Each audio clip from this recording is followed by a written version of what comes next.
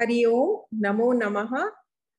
Ajam nirvikalpam nirakaram ekam niranandam anandam advaita purnam param nirgunam nirvishesham niriham parabrahma rūpam ganesham bhajema parabrahma rūpam ganesham bhajema. Our pranams to our Pujya Gurus, Adi Guru, Guru Parampara, and to all of you. Welcome to the 88th session of Bhagavad Gita, verse by verse. Lord is time, Lord is space, Ishvara is the objects, Ishvara is the events. So we don't have to go looking for Bhagavan Darshanam. It is all there, all the time. In fact, there is nothing but God. Now, with this solid knowledge, are we changing our feelings, our language, and our actions towards the people, the objects we come across? Are we respectful of Prakriti, space, time, water, electricity, land, food, people? There will be some resistance because of our vasanas and samskaras, because of our old habits. There is an unwillingness to change. So let's charge ourselves and make these changes in our thought, our words, our actions. Treat everything and everyone reverentially. Hari Om. We continue today with the 11th chapter. The team of Param Vedanta will be presenting the last 5 verses of Viśva rūpa darshana yoga, verses 51 to 55. Dr. Hegde will give us the key insights. Do pay full attention on his introduction, where he gives details on key Vedantic terms and topics. We start with a quick recap of last session by Dr. Sanjay Benakal, covering verses 46 to 50 of chapter 11. Dr. Sanjay. Om Shri Gurubhyo Namaha. Arjuna goes through various emotions when he sees the Viśva rūpa, from initial wonder to intense fear while seeing the destructive aspect of the Lord, which ultimately culminates in devotion. Arjuna's attitude towards the Lord undergoes a radical change at the end, and he surrenders to the Lord with total devotion. When Siddha Purushas are reveling at the sight of this universal form of God, Arjuna cannot tolerate this because of his immaturity. A frightened Arjuna requests the Lord to get back to his usual previous present form. So in the last session, we have seen verse 46 to 50, and we'll see what we saw in those verses. We'll recapitulate again. So in the verse number 46, Arjuna now requests Krishna, saying that I wish to see you as the one with a kirita, a gadinam, and a chakrahastam, a disc in his hand. O Sahasrabaho, a lord of 1,000 arms, he refers him as a Vishvamurte, the one who is in the form of the world. May you become that form of Chaturbhuja, which has 4 hands. In verse number 47, Krishna readily agrees to his request and says, Arjuna, since I am pleased with you, I showed you this cosmic form, which is Tejomayam, brilliant, Anantam, limitless, and Adyam, primordial. This form of mine was never seen before by anyone other than you. But you do not want to see this extremely rare sight. How unfortunate. In verse number 48, he continues further, not by the study of the Vedas and rituals, not by charity, not by performing rituals, not by severe austerities can I be seen in this form by anyone other than you, Arjuna, the bravest of the Kuru dynasty. Krishna is praising devotion here as a means to attain this attitude and condemns all other means.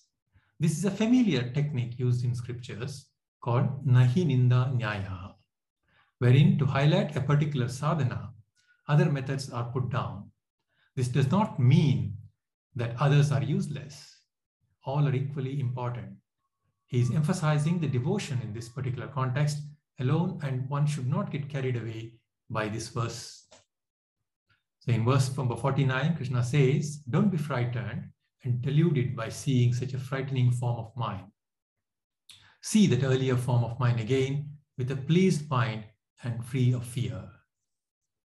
So he shows his original form, and Sanjaya comments on this in verse number 50.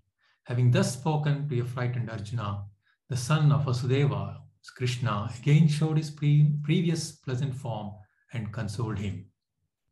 With this, we complete the recap of the previous session, and we'll be seeing the response of a calmed down Arjuna in the subsequent verses today. Thank you. Hari Om. Thank you, Dr. Sanjay.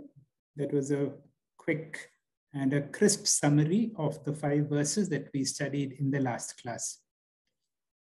Sadashiva Samarambham Shankaracharya Madhyamam Asmadacharya Paryantam Vande Guru Paramparam.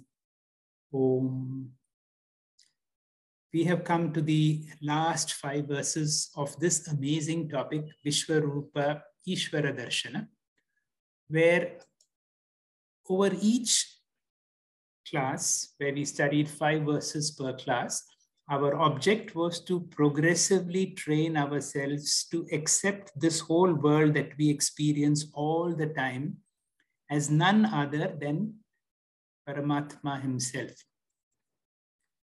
This requires years of sadhana to be able to get that divya chakshu, that vision to transform the ordinary to extraordinary. The sadhana requires years of karma yoga, years of upasana yoga, and then just by doing these sadhanas, we earn a certain amount of punya.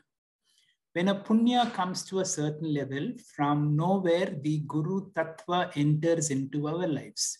And a guru, a traditional guru, trains us through the process of jnana yoga, which is 3 things, shravanam, mananam, and nididhyasanam, to be able to see God not only in the world outside. If God is everywhere, that Lord must be in me also. That is where the Upanishads, which are the source book of the Bhagavad Gita, go a little deeper to train ourselves to see the Lord as existent. Because anything that I see a mobile telephone, I see a computer, I see a table, I see a chair. All these are existent. I may not say there's an existent chair, an existent mobile, an existent table, but we assume they are existent, because if they were not existent, I would not be able to see them. Now, what is that? Sat is one of the most difficult things to understand, and that is possible only through Guru Shastra Upadesha, that too of the Vedanta or the Upanishads. So I train myself to move from Viśva rūpa Ishvara darśana to be able to discover existence in the world outside. If the Lord is there outside, the Lord must be in me also. And how is the Lord in me in the form of Sat and Chit? Because I know I am existent. To say I am existent, to say all of us are existent, we don't need anybody to verify. In fact, it does not even require any sense organs. I don't have to touch myself. I know that fact, which can you say with confidence, I am. That is the truth. So I am conscious because I can experience the world around me. That makes me chit or consciousness. I am existence.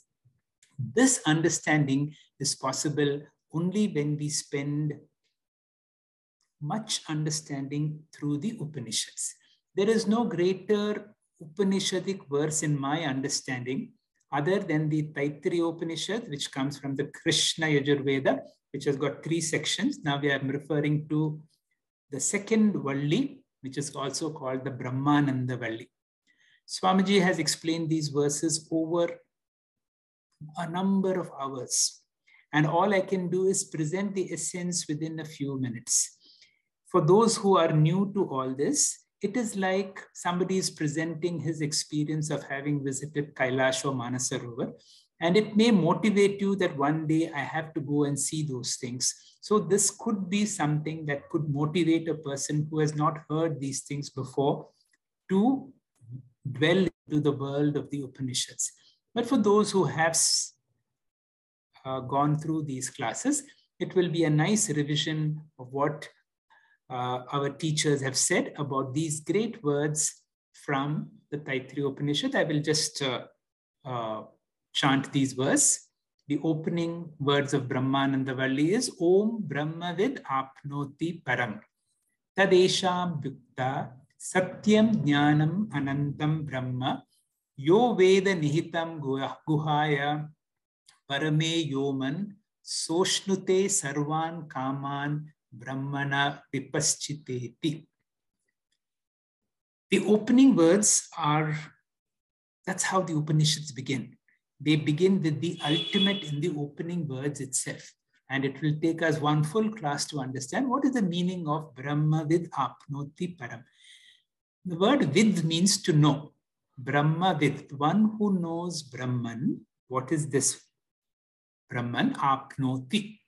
Again, it's difficult to explain. Literally, it means attains to the highest, attains to the supreme. You can say as infinite, or you can say it is the Parama Purushartha, moksha, or absolute fulfillment in life. Once a person knows what Brahman is, a person has no wants. All his wants are fulfilled. A person experiences what is called Dhanyoham. I am so fully blessed. Krita Kritosma. My whole life is fulfilled. There is nothing I want in my life. There can be no greater accomplishment than knowing what is Brahman. Now, that may kindle to say, what is this Brahman? Where is this Brahman located? What is my relationship with Brahman? How do I get to know Brahman? And what is the benefit of knowing Brahman? All these are answered very briefly in the subsequent verses. And this Upanishad is Taittiriya Upanishad. It borrows a verse from the Rig Veda to answer this question, what is Brahman? Very cryptically, and that's how the Upanishads begin. Cryptically, it says the answer to Brahman is Satyam Jnanam Anantam Brahma. And of course, teachers have to elaborate the significance of each of these. The next question is, where do I discover this Brahman? And the answer is, you have to discover it within yourself, in the cave of your heart. Yo Veda Netam Guhaya Parame Yoman. Now, in the cave of your heart means you can understand it also as within my mind. Now, let us analyze these words. What do you mean by Brahman is Satyam Jnanam Anantam? Our teacher, Swami Paramatmananda, in his unique style, most convincing style, begins by describing the word Anantam. Normally, you would have heard Brahman as Sat Chit Ananda. Now, in this Upanishad, Ananda is brought out as Anantam. Anantam means that which is limitless. When it is limitless, there is no limitations. Normally, limitations can come in 3 dimensions. One is, I have limitations in time. I need to speak within so much a period of time. After that, my time is over. So there is a limitation in time. Limitation is space. I have this much space and no more. Limitations in object. For instance, if I'm a man, I'm not anything other than a man. So every object, everything has got limitations in 3 dimensions, in time, in space, and in object. Now, Brahman, we have to visualize as that which has absolutely no limits in time, space, or object, which means another way of saying this is infinite. Now, remember, when you say Brahman is Satyam Jnanam Anantam, it does not mean 3 things. It means limitless Sat, limitless awareness, or limitless. Whenever the Satyam and Jnanam can be translated as I am. So the whole Brahman can be translated as I am limitless. Let us go again slowly. What do you mean by the word Satyam? Now, in language, and we do this all the time, every word has got a primary meaning called the mukhyartha. But in certain situations, the mukhyartha does not fit. Now, in common parlance, you will say Australia is coming to India for a cricket match. Now, how can the continent Australia move across the oceans to India? Now, we immediately understand when we say Australia, we are not talking about the mukhya artha of that continent. So there is no continental shifts that is happening. It is one cricket team that is coming across to play. So when the mukhya artha does not fit, then what do? We take a secondary meaning or an implied meaning. And therefore, when I say I am Sat Chit Ananda, we cannot take the primary meaning. We have to take the secondary meaning. Swamiji gives us more examples to understand. For example, when I say I bought a mango, you understand you brought that mango, the whole mango. You say I ate a mango, immediately we have done what is called bhaga tyaga. I have taken away those components of the mango that I cannot eat or which is not edible.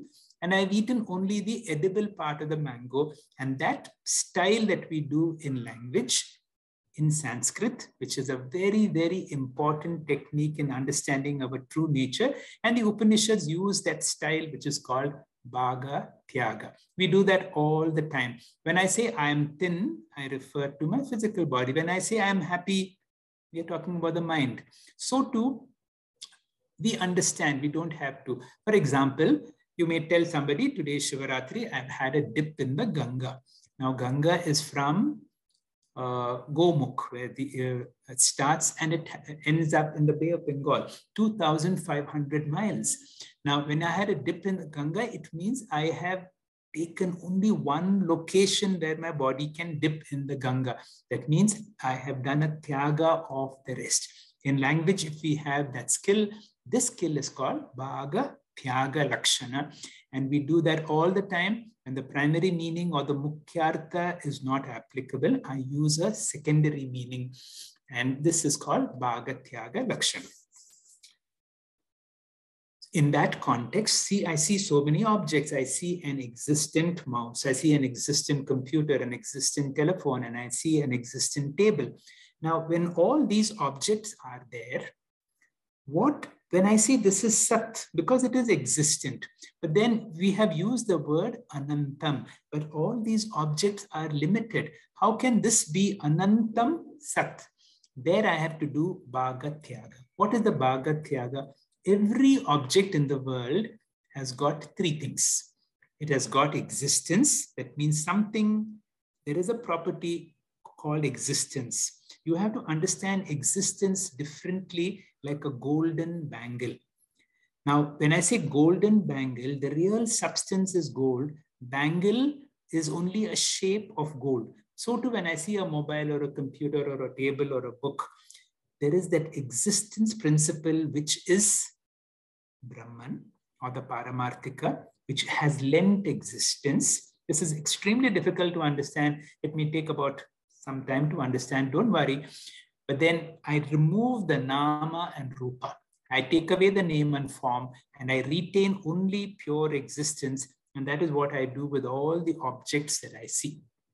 We know this, and I've dealt with this in last class, that this existence that I talk about is not a part, product, or property of any of these objects. It is an independent substance, just like light on all these objects makes them illumined. So there is some principle which gives them existence.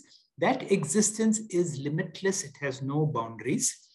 Even if this object is destroyed for some reason, that existence continues to remain, but it is not appreciated for want of a medium to manifest existence. These are words that need to be meditated upon again and again. Therefore, just like when we see any object, pratibodha viditam matam. Now I have to transfer that. I see an existent object outside. I become aware of that limitless consciousness within. This is a 1-hour exercise on Sat or existent. Similarly, I have to do the same exercise about Chit or Jnanam. Now, I see so many objects in the world. I see a wall, I see some clothes, I see some footwear, I see table and chair. Now, how did this table and chair come into my mind? It has come into my eyes, and from my eyes, it has become a thought. So my mind sees all these thoughts. And when I see all these thoughts, of course, are limited. A chair thought or a footwear thought or a mobile thought is all limited. But then when you analyze again, what is that limitless component? Every thought has got nama, rūpa, and chitta. It has got a name and form, which is limitation, but there is some element of consciousness in each of them. And again, we need to do bhaga, tyaga. Ultimately, what happens? I've already spoken about consciousness. The consciousness because of which you're able to listen to me, the consciousness because of which I'm able to speak to you, is not a part, product, or a property of the body. It is an independent substance which enlivens my body. It is something limitless. It is all pervading, and it will survive even after the fall of this body. But in the absence of this body, that consciousness may not be able to be perceived, not because it is not there, but because of a want of a media. Just like we have understood consciousness, let us understand existence. So therefore, in jnanam, that means in every thought, I retain the consciousness part, remove nama rūpa. In every object that I see, remove the name and form, retain consciousness. Ultimately, what you are left with is limitless existence outside, limitless conscious existence within. And then you will understand that consciousness and existence are not two things. It is one thing that is seemingly separate. The moment the mind comes, the mind seems to separate existence outside and consciousness within. Having told all this, the next thought is, how do I know this Brahman? Now, Swamiji gives an example. Now, electricity is there everywhere, but I'm able to see it in objects like a bulb or in the plug point where I can put a tester and see. So too, if I have to know where consciousness is, I have to discover it in the cave of my heart. And in the cave of my heart, is there some consciousness? Sometimes when we had a very famous Jain Muni who was being operated, and all the followers believe that God is there in his heart. Whether God is there in our heart or not, we are not sure. But certainly, God is there in this Muni's heart. And when the surgeon came out and all the followers mobbed him, the question was, Doctor, did you see God within his heart? Now, the question to all of us is, can God be seen as an object? This Brahma Tattva has to be claimed as myself. I can see everything else, but I cannot see myself. So this training to understand that the real me is not an object of my experience, but it is the very subject. And it is through understanding, it is this through training, the teacher somehow helps you to understand Brahman can never be an object, but Brahman still exists. If there is something that can never be an object, but it is still existing, it must be the subject. And that is how we understand. Once I understand, I am limitless conscious existence. And if this message now becomes very clear, there is so much of fulfillment in one's own understanding. And that is what Sri Krishna describes a realized person as prajahati yada kanman sarvan partha manogata atmaneva atmana tushtaha. One person who has discovered the Atma Tattva within him, such a person is a Sthita Prajna, such a person is a realized person. And all our efforts through the Gita and the Upanishads is to be able to come and discover, to be able to silently claim and exclaim to myself and live the life of a Sthita Prajna, wear the clothes of an ordinary body-mind, but all the time remember that I am someone other than the roles that I have to play. With this little background, let us come to the concluding verses. We will be studying 5 verses and we will be concluding Viśva rūpa Ishvara darśana today. And the opening verse 51 will be explained to us by Vinayakan. Over to you, Vinayakan. Hari Om, Shri Gurubhyo Namah. So by the grace of the Lord, Arjuna gets an opportunity for Vishwarupa Darshanam, and he was extremely happy about that. But at the same time, because of his mental immaturity, he was not able to appreciate Vishwarupa in its totality, because Vishwarupam is a picture of both positive and negative things. As long as we are in the relative world, everything has got its opposites. Therefore, whether we like or not, the world is full of dvanda, which means Vishwarupa itself is dvanda. So if Lord has to be the Srishti Karanam, very same Lord will be the Laya Karanam also. If Lord gives us the Punya Karma Phalam, the very same Lord will give us Papa Karma Phalam also. If we learn to appreciate in its totality, we will not see them as pairs of opposite, but we will see them as complementary. Therefore, we should accept them both or reject them both. But an immature mind only wants the positive aspect of the creation. It does not want the negative aspect. It is interested in birth, but not willing to accept the death. Here Arjuna is able to accept everything in Vishwarupa, and when he sees his own kids and kins dying by the law of creation, he was not able to accept that. Therefore he says, I do not want this Vishwarupa, and therefore he requested Lord Krishna to withdraw the Vishwarupa. Lord Krishna accepted that and showed the good old Krishna Rupam, Saumya Rupam to Arjuna. So the coming verse goes like this. Arjuna uvacha drishtvedam manusham rupam tava saumyam janardana idanimasmi samvritta sajedah prakritim gadaha. Arjuna said, O Sri Krishna, seeing your gentle human form, two-armed form, I have regained my composure and my mind is restored to normal. So when Arjuna got his own ahankara mamakara, and naturally he missed the Vishwarupa beauty of the Lord. For him, it was not a beauty, but a terrible thing. Now he looks at Krishna as personal God. From Anekarupa Bhakti, he comes back to Ekarupa Bhakti. From this, it is very clear that for Anekarupa Bhakti, mind has to become mature. Otherwise, Anekarupa Bhakti will be a frightening thing. It will not be enjoyable at all and cannot achieve Arupa at all. Arupa Brahmam or Nirgunam Brahmam will not appeal at all. Therefore, Arjuna says here, Hey Krishna, I love this God only.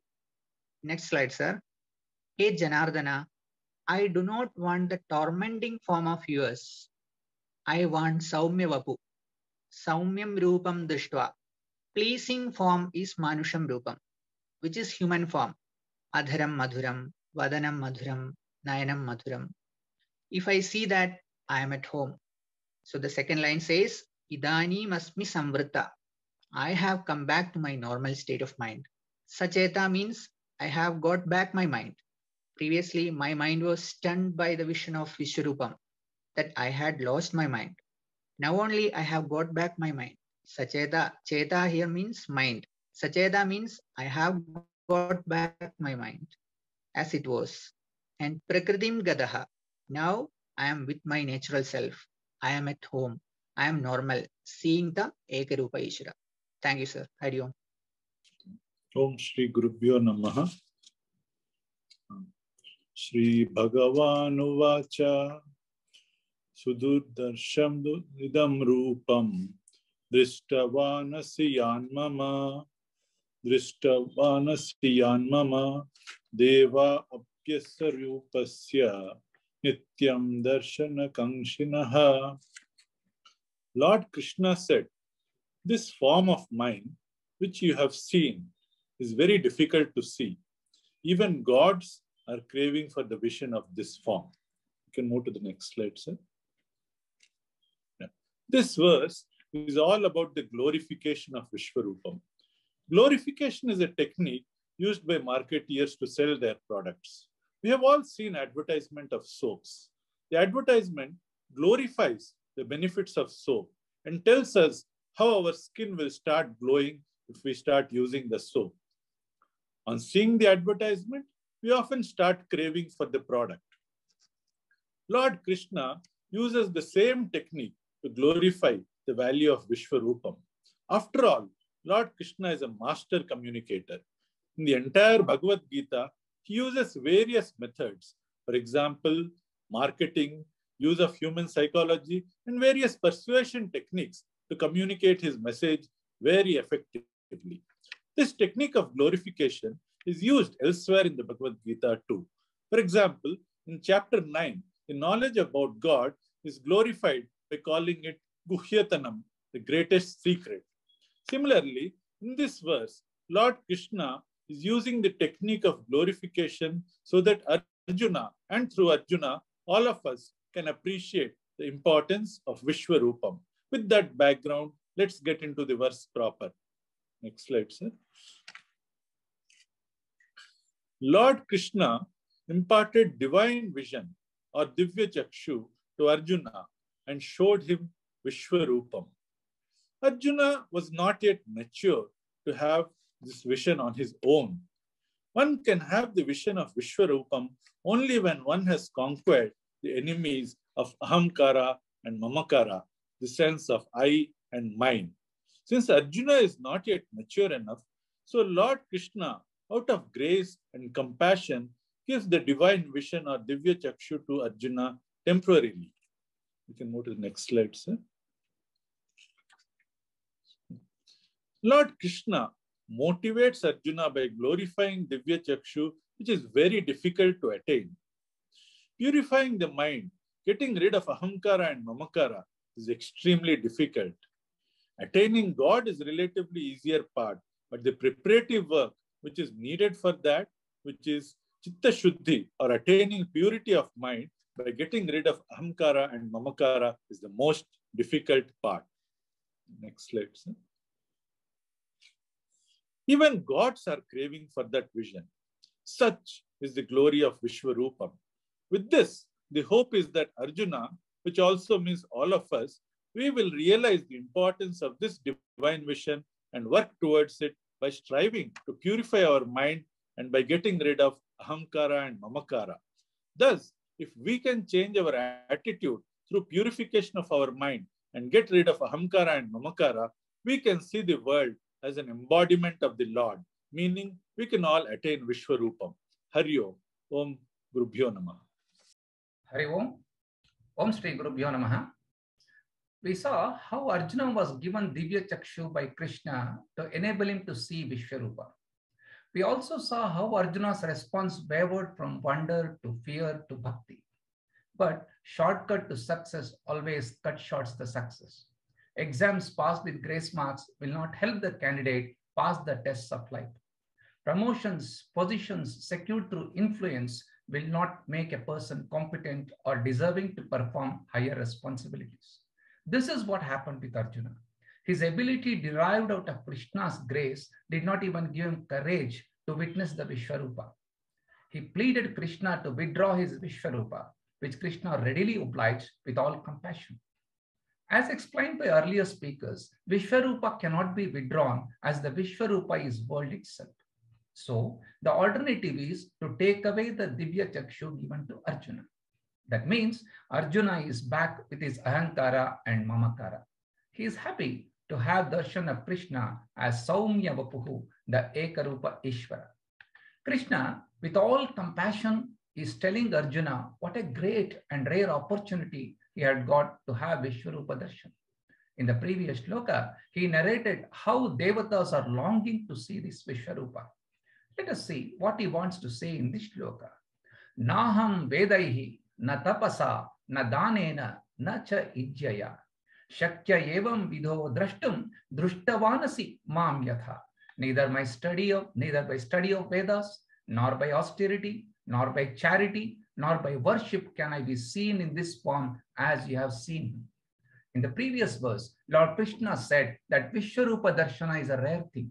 So, naturally the question would come, if it is a very rare thing, what is the means of getting the Vishwarupa Darshana? Because even Devas have not been able to get that. And Krishna wants to give the means, Vishwarupa Darshana sadhanam, in these two verses, 53 and 54. As we see Hanuman in the next slide, the means that Lord Krishna wants to mention is bhakti. So, eagerness, a sincere desire or craving called thīvra bhakti is the sadhana for Viśva rūpa darśanam. And Krishna wants to glorify this thīvra bhakti. In the scriptures, to glorify one sadhana, they put down all other sadhanas. But we should be very careful. Not that the other sadhanas are inferior. They are all equally important and extremely important. But focus on one sadhana. The other sadhanas are ninditam. And what is that nyaya called? It is nahi ninda nyaya. So literally, it is not bringing down them, but this is to be focused.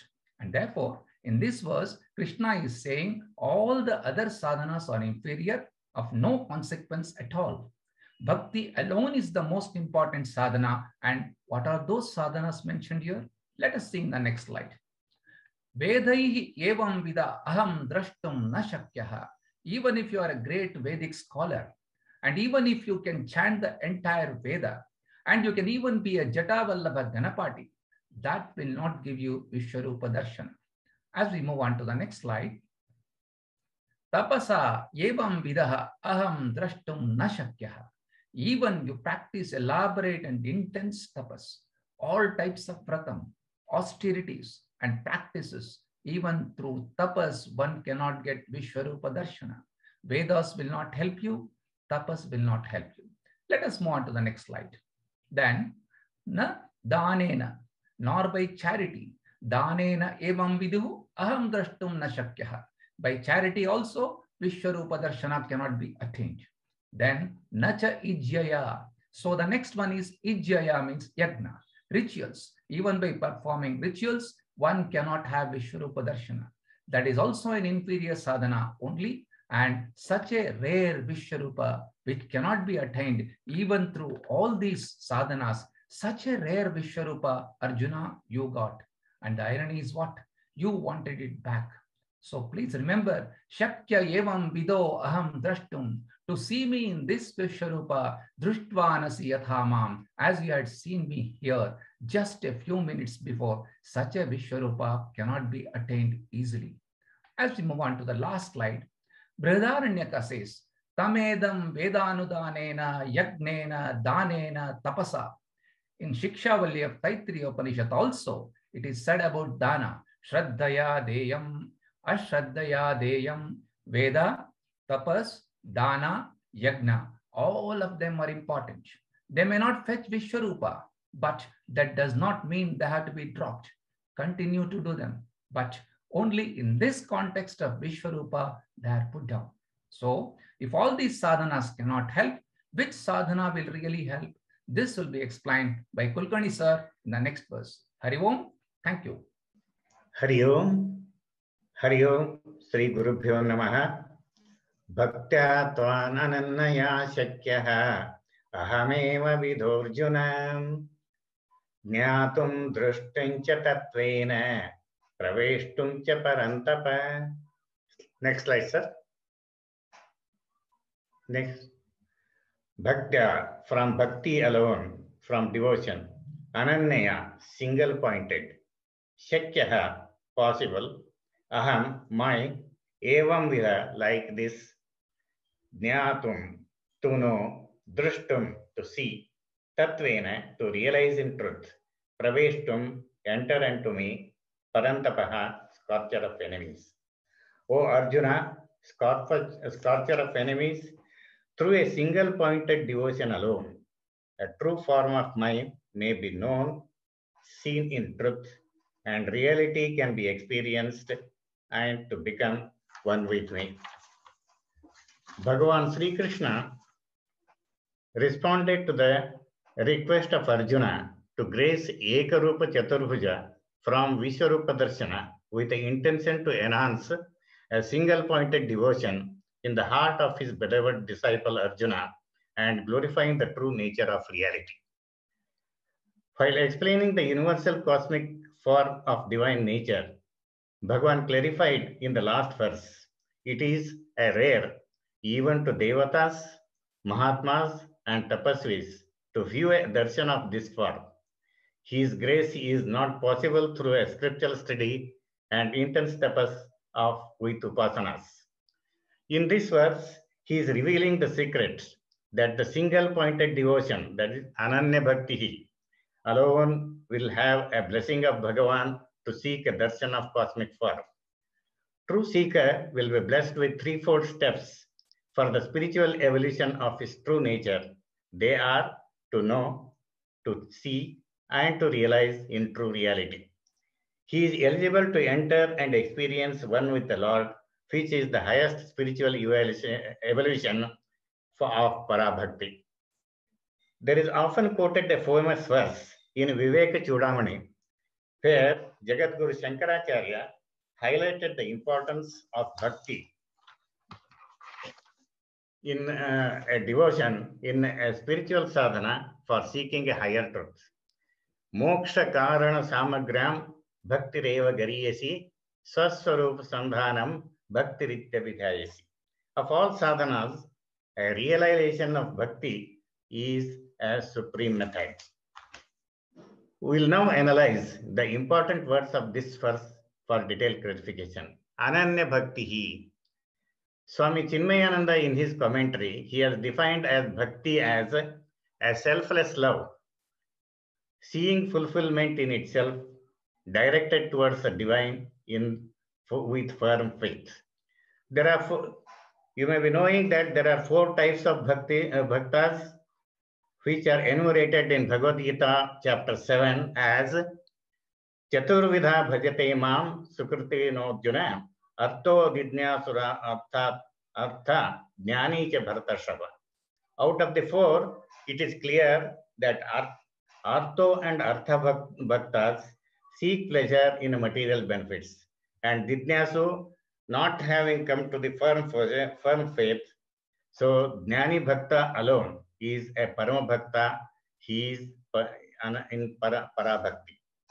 Ananyaha is anya ashraya tyagaha ananyaha. A single-pointed devotion to God is ananyaha, who is not associated with the worldly attachments and pleasures, and seeking God alone is ananya bhakti. True seeker who has developed a detachment to the false values of material world and seeking a real truth is also ananya bhakti. Slide, sir. A Parama Bhakta will be blessed with my true nature in 3-4 steps. They are Jnatum, knowing through Sravanam and Mananam for right knowledge. Drashtum, to see a clear vision over the ideas of intellectually understood through a spiritual study of reflection. Tatvena, experiencing in reality. Praveshtum, to become one with me. Next slide, sir. Next slide, sir. Ananya Bhakta alone can realize my true nature of vision of universal form, of cosmic form. So more details in the next verse. Hari Om, Sri Gurubhyo Namaha. Om Gurubhyo Namaha. So in the last verse, Ananya Bhakta in due course knows Lord's real nature, is neither means nor end, that is sadhanam or sadhyam. But the Lord is I myself, Aham Brahmasmi. This wisdom that Lord is never different from me is purely cognitive process, no question of which any change outwardly. So here Krishna says, in order to reach me, one has to be a mat karma krat mat bhakta mat paramaha sangavarjitaha nirvairaha sarva bhuteshu, which will be explained in the capsule verse, that is 11.55. The verse goes like this.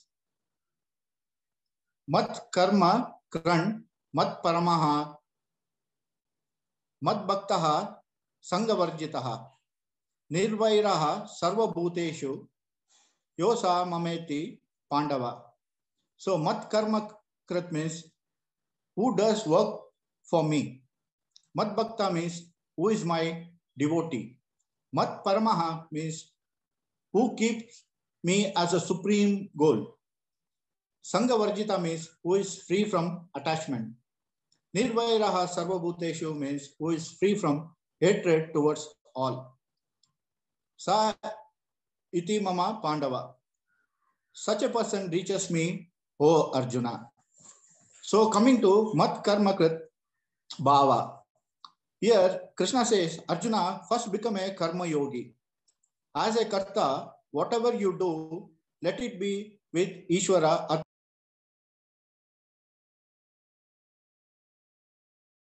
Karma karoti tat akilam shambho tavaradhanam kayena vacha manasa indriyaiva narayanayoti samarpayami. So everything you do, dedicate it to the Lord. So as a bhokta, never protest. Whatever comes, welcome it with Ishvara prasada bhava. Siddhyo saddha samabhutva samatvam yoga uchyate. With the mental balance, accepting all the experiences in life is karma yoga bhakti. So Mad Bhakta Bhava is, may you become my devotee, slowly converting goal as God himself. Initially, nobody could choose God as goal or moksha as goal because it is eternal. Other things are important and are of immediate need. So initially, you might have worldly desire. Fulfill them legitimately and experience them and enjoy them. Understand their limitation. Gradually convert your goals from Hatha Kama to Moksha, from prayers to Shreyas. Let your goal become Mad Bhakta Bhava, that is thīvra mumukshu bhava, desire of moksha. Entire world is a cardboard chair. So you do everything, but do not sit on it because it is subjected to time. It is perishable. Move from world dependency to God dependency. Discover God in yourself. Then self-dependency is an important thing. That is Mad Bhakta Bhava. My support is God. People are around me, therefore I will interact with them, I will help them, I will do everything. But for my leaning, security and support, I want only rely upon God. So therefore, Mad Bhakta Bhava. Mat Parama Bhava, that is gradually become thīvra mumukshu. Moksha is not one of the goal, it is the only goal. Any other things I seek also should be only a means for that end alone. So here, Mat Parama Bhava means become a thīvra mumukshu, in short, sadhana chatusraya sampanna bhava. Sangha Varjita means, so when I got higher attachment, the lower attachment gradually drops off. So your desire to moksha should swallow all the other desire. That is Sangha Varjita Bhava means be detached from all the other perishable things, which is raga rahitatvam. So Krishna wants here, nirvairaha sarvabhuteshu. Freedom from raga does not mean development of dvesha. So sarvabhuteshu, with regard to every being, animals, plants and everything. Nirvairaha means freedom from enmity or dvesha. In short, raga dvesha atitatvam is maturity. So the real maturity is udasina bhava. That is, udasinyam is neither raga nor dvesha. How to know that? Presence also should not make any difference. Even absence also should not make any difference. Such a state of mind is raga dvesha atitatvam, also called vairagyam. In short, developing vivekam, vairagyam and mumukshutvam is a real bhakti. So, sa mama eti pandava. If you have all this, such a person attains me because I provide all necessary things to attain moksha. So developing sadhana chatusraya sampatti alone is the aim of the sadhaka. Rest of the things have to take place by God's grace. If I develop sadhana chatusraya sampatti, Bhagavan says, I will send you a guru. Such a person ultimately gets guru, jnanam and moksha. So he becomes one with me. So this is a capsule verse. This will be elaborated in the 12th chapter titled as Bhakti Yoga. Hari Om Sir. Thank you, Dr. Bhaskar. And thanks to all the speakers for an excellent preparation, an excellent presentation of the essence of the verse as explained by Swamiji, and also the deeper implications with very good illustrations. We have come to the end of another wonderful chapter of the Bhagavad Gita. And for all students who have been part of this study, I'm certain your whole perspective of the world has undergone a change like never before. There is a greater sense of reverence to everything that you see. For now, the whole world becomes Viśva, rūpa, Ishvara, darśanam. You will see with the last two verses of this chapter, Sri Krishna is gently concluding and giving us the essence of the 11th chapter of the Bhagavad Gita. At the same time, you will see a summary of this chapter and also a preparation for the next chapter of the Bhagavad Gita, which is Bhakti Yoga. How is the last two verses giving the essence? The message really is, if you have to be able to see Vishwarupa, Ishvara, Darshana, there may be so many sadhanas available, as Venkatesh mentioned, all the important sadhanas from the Upanishads, but then you have to be a bhakta. And in bhakta also there are various levels, artha, artharthi, jignasi, and jnani bhakta. And unless you are an evolved bhakta, you will not be able to get the full import of the Vishwarupa, Ishvara, Darshana. The last verse particularly, which was just explained, is loaded with significance worth spending our time to understand each of these words. What is the meaning of mat karma krita? It may look like Ishvara, Arpana, Bhava, but it is much more than that. Become my devotee. Of course, those who work for you, they will do work for you, but here, keep me as your ultimate goal. So here is a bhakta who sees God as the ultimate, and therefore with that vision, and if you have that vision, then you will be able to understand this very controversially sounding verse of Sri Krishna, Nimitta matram bhava savyasachi, be an instrument in my hand. Give me a moment to explain this. During the Second World War, and wars are very destructive, we are listening to the war that is going on and we are seeing terrible images.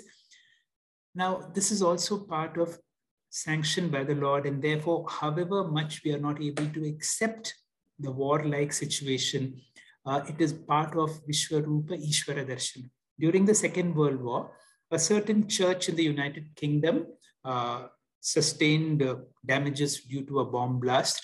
And there was a marble statue of Jesus, and the statue got destroyed. All the devotees got together and assembled all the components of the statue, and they were able to reassemble everything, but they could not get the arms of Christ. Ultimately, you had the statue restored, but there were no arms. And how can you put how can you put up a statue without arms? Someone had a brilliant idea. He put a note beneath that. From now on, all your hands are the hands of the Lord. This is the meaning of Nimitta Matram Bhava. Bhagavan, God, who created this universe, has a certain objective and a certain purpose. A person who is a para bhakta, who now dedicates himself to the Lord, who lives a life of dharma, therefore, now becomes available to the Lord for whatever the Lord requires, depending upon one's own ability. If you are a doctor, serve the world as a doctor, as per the call of the Lord. Be sensitive. It is like this. Very often when you call somebody, and if the person is busy, you get a message, the subscriber is busy on another line. So too, it is said when Bhagavan calls us, if I'm having my own personal agenda, I'm not available for his call, and then he will have to look for someone else. All of us are instruments that help the Lord to run this world. And therefore, if I become a bhakta, then I understand these words. What is mat karma krita? What is mad bhakta, mat parama? And you will see when we enter into the 12th chapter, which is all about bhakti, you go back to the 7th chapter, go back to the 9th chapter, go back to the 10th chapter, go back to the 11th chapter, and we can collect so many verses where bhakti is brought out much more powerfully than what is summarized in the 12th chapter of the Bhagavad Gita. The next class, as it is our tradition, will be a summary. We will take stock of what we have learned in this chapter, and we will summarize the entire in one class that will be on the 18th of March. We will have Master Akash, who has been doing wonderful chanting before. Akash, it is your turn to chant these verses for us. Hari Om, Namaste. Arjuna uvacha drishtvedam manusham rūpam tava saumyam janardana idanimasmi samvrittaha sachetah prakritim gataha. Shri Bhagavan uvacha sudurdarshamidam rūpam drishtavanasi yanmama deva apyasya rūpasya nityam darshanakankshinaha naham vedairna tapasa na danena na chejyaya shakya evam vidho drashtum drishtavanasi mam yatha bhaktya tvananyaya shakya ahamevam vidhorjuna jnatum drashtum cha tatvena praveshtum cha parantapa matkarma krin matparamaha madbhaktas sangavarjitaha nirvairas sarvabhuteshu yassamameti pandava. Om Tat Saditi Srimad Bhagavad Gita Su Upanishatsu Brahma Vidyayam Yoga Shastre Shri Krishna Arjuna Samvade Viśva rūpa darśana yogo nama ekadashodhyayaha. Harihi Om. Shri Gurubhyo Namaha. Harihi Om. Thank you, dear Akash, for the chanting. Best wishes to you. Our humble gratitude to all the speakers of Team Varam Vedanta who put in so much effort and time trying to bring out Swamiji's explanation in such a short time. Sir, thank you for bringing and shedding light on Bhāga, Tyaga, Lakshana. It is such an important topic to understand the Mahavakyas like Tattvamasi. It helps us to understand how this Jivatma can identify itself with the Paramatma. We'll have to go again through it again and again to at least intellectually understand. And that itself will be a big leap. Thank you, dear listeners. We have completed Viśva rūpa darshana yoga. Our next session will be a summary on chapter 11 on Friday, 18th March at 6:45 p.m. Indian Standard Time. Om Purnamada Purnamidam Purnat Purnamudachyate Purnasya Purnamadaya Purnamevavashishyate. Om Shanti Shanti Shanti Hari Om. Dhanyavad.